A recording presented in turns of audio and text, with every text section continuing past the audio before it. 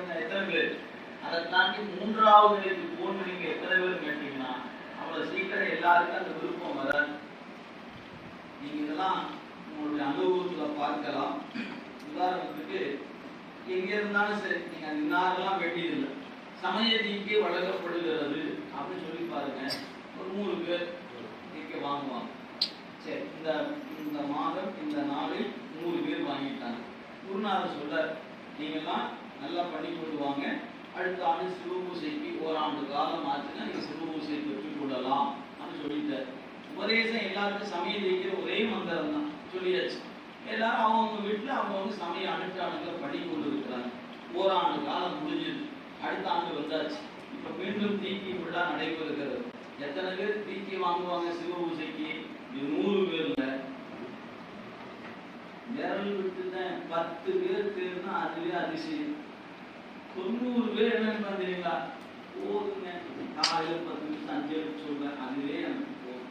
எது சிவபூசை எல்லாம் வாங்கிட்டு நம்ம நாளெல்லாம் பண்ண முடியாது. யாரும் அங்கே போனால் எங்கே போனாலும் எடுத்துட்டு வேலை போகணுமாமே, அது அங்கே கொண்டு போகணும், இப்படியாமா அப்படியாமா, அப்புறம் அது வேற இந்த சோறு தான் வைக்கணுமாமா, சுட சுட சோறு வைக்கணுமாமா, அது வேற படிகமாக அப்படியாமா, இப்படி போட்டு பயமுறுத்தி ஊட்டி மிரட்டி வச்சு அதை பார்த்தோன்னே ஆளை விடுங்களா சாமி, நமக்கு இந்த வேலையே வேண்டாம், இப்பயே இருந்துக்கிறேன் அப்படின்னு நின்றுக்கிற ஆட்கள் எத்தனை பேர்? 90 விழுக்காடு அப்படியே நிற்பாங்க.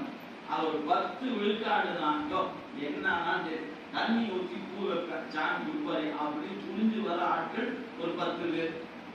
இந்த 10 பேரு ஒரு 15 வருஷம் கழிச்சு நிர்வாணத்துக்கு தயாராகிவாங்கன்னு கேட்டா ஆக மாட்டாங்க.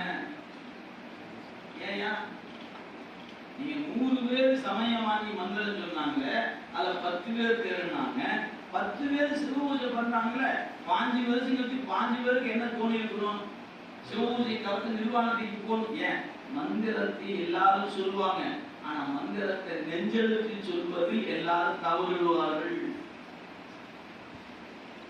நமக்கு அங்கதான் பிரச்சனையே இருக்கு. அப்ப குருநாதர் கொடுத்த மந்திரத்துல பிரச்சனை இல்லை, மந்திரத்தை பற்றி கொண்ட உயிரிடத்துல இருக்கிற மல சம்பந்தம் தான் சிக்க. ஏன்னா மலம் என்ன பண்ணும்? நம்ம பல வகையில அலைக்கறி அந்த நிலைப்பாடுகள், உங்களுக்குள்ள நொடிக்கு நொடி ஏற்படுகிற மாற்றங்கள், அந்த மந்திரத்தை பிடித்து நிற்கக்கூடிய தன்மையில் ஏற்படுகிற மாற்றம் காரணமாக பக்குவத்தின் நிலை தாமதமாகும்.